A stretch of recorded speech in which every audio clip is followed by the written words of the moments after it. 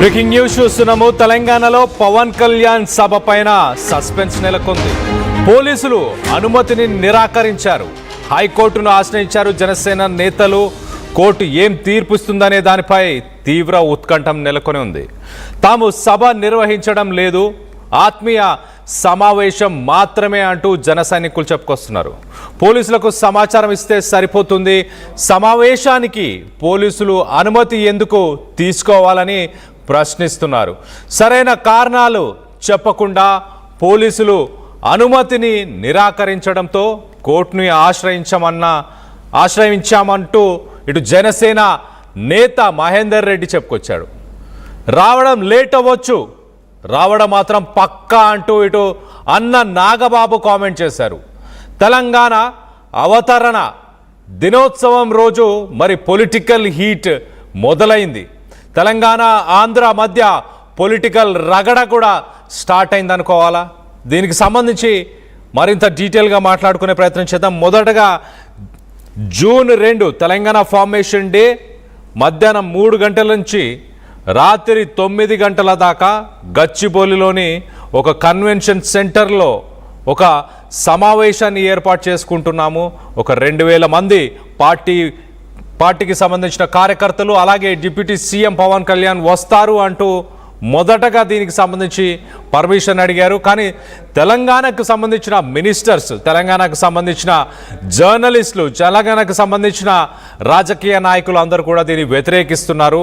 అలాగే దీనికి సంబంధించి తెలంగాణ మినిస్టర్ పొన్నం ప్రభాకర్ ఏం మాట్లాడారో ఒక్కసారి మొదటగా ఆయన మాటల్లోనే వినే ప్రయత్నం చేద్దాం. ఏమైనా చేయగలిగితే, ఏమైనా పీకగలిగితే అక్కడ చేయి. ఇక్కడికి వచ్చి నవ నిర్మాణ సమితి పేరు మీద నువ్వు ఇక్కడ ఏదో చేసేటువంటి కార్యక్రమంలో ఇక్కడ ఎవరు సహించడానికి సిద్ధంగా లేడు. తెలంగాణ ఏర్పడితే 11 రోజులు అన్నం తినటువంటి వెధవాచి ఇక్కడ మా తెలంగాణ పట్ల ఏదో ముసలి కన్నీరు గారు చెప్పుకోం. ఈ రోజు కూడా తెలంగాణలో రెచ్చగొట్టేటువంటి విద్వేషపూరితమైన వ్యాఖ్యలు మాట్లాడడం ద్వారా తెలంగాణ వాతావరణాన్ని కలుషితం చేయాలి అనేటువంటి రేటు ఫిక్స్ చేసుకొని భారతీయ జనతా పార్టీ తోటి తెలంగాణలో ఈ నటన స్టార్ట్ చేసిండు. మీకు తెలుసు 2014 ఎన్నికలప్పుడు ఉస్మానాబాద్ కూడా వచ్చిండు. ఆ రోజు నేను పార్లమెంట్ సభ్యుడిగా పోటీ చేస్తున్న బిడ్డ తోడుకలు తీస్తామంటే కావాల్సుకొని ఇక్కడికి వచ్చి పవన్ కళ్యాణ్ సినిమా అభిమానులు నేను సినిమా చూడని మీరు అర్థంటే నేను పవన్ కళ్యాణ్ అభిమానులు అన్ని పార్టీలు ఉండొచ్చు చూసుకోండి. కానీ రాజకీయ పరంగా నీ కన్న తల్లి అయినటువంటి తెలంగాణ లాంటి తెలంగాణను అవమానపరుస్తూ తెలంగాణ ఏర్పడితే 11 రోజులు నిరాశ చేసిన తెలంగాణలో కళ్ళు దృష్టి పడితే కోనసీమ కొబ్బరి చెట్లు ఎండిపోతున్నాయి అనేటువంటి వాడిని ఇక్కడ మనం ఎంటర్టైన్ చేస్తే ఇది దౌర్భాగ్యమైనటువంటి పరిస్థితి. ఆంధ్రప్రదేశ్ ఉప ముఖ్యమంత్రిగా ఏమైనా చేయగలిగితే, ఏమైనా పీకగలిగితే అక్కడ చేయి. ఇక్కడికి వచ్చి నవ నిర్మాణ మినిస్టర్ పొన్నం ప్రభాకర్ చాలా క్లియర్గా ఆంధ్రాలో ఏమన్నా మంచి చేయగలిగితే అక్కడ చేయండి, అంతేకాని తెలంగాణపై మీరు దృష్టి సారించాల్సిన అవసరం లేదు. గతంలో తెలంగాణ ప్రజలని ఉద్దేశించి మీరు మాట్లాడిన మాటలు కోనసీమ పైన తెలంగాణ ప్రజల కన్ను పడింది కాబట్టి బగ్గుమన్నాయి, అక్కడ కొబ్బరి చెట్లన్నీ కూడా విరిగిపోయాయి అంటూ మీరు మాట్లాడిన మాటలు ఏవైతే ఉన్నాయో అవన్నీ వెనకకు తీసుకోవాలి, తెలంగాణ ప్రజలకు బహిరంగంగా క్షమాపణ చెప్పాలి అంటూ మినిస్టర్ పొన్నం ప్రభాకర్ మాట్లాడుకొచ్చారు.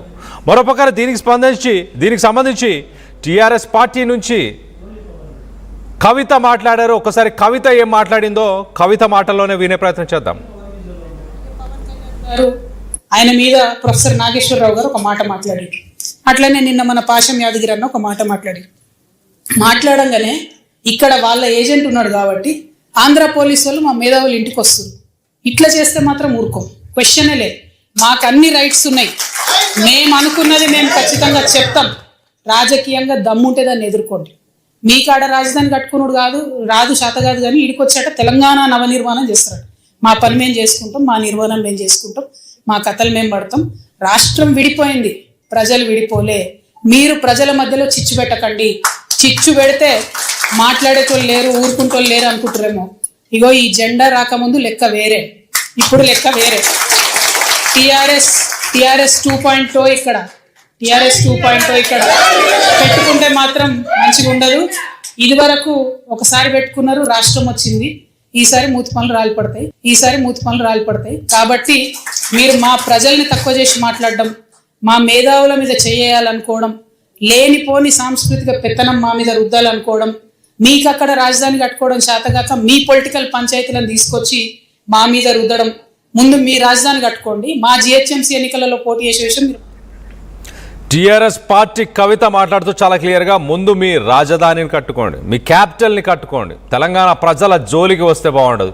ఇక్కడ జర్నలిస్టుల గురించి మాట్లాడినా కానీ, ఇక్కడ ప్రజలని అవమానించేలాగా మాట్లాడినా కానీ తాట తీస్తాము అంటూ కవిత మాట్లాడుకొచ్చింది. సెన్సేషనల్ కామెంట్స్ అనొచ్చు. మొత్తం మీద ఒక్కసారి మనం చూస్తే సిరీస్ ఆఫ్ యూనిట్స్, జనసేన పార్టీకి సంబంధించి మొదటగా మేము ఒక సభని నిర్వహిస్తాము June 2, అలాగే తెలంగాణ నవ నిర్మాణ సభ అంటూ కూడా ఆ సభ పేరుకు సంబంధించి పర్మిషన్ అడగడం జరిగింది.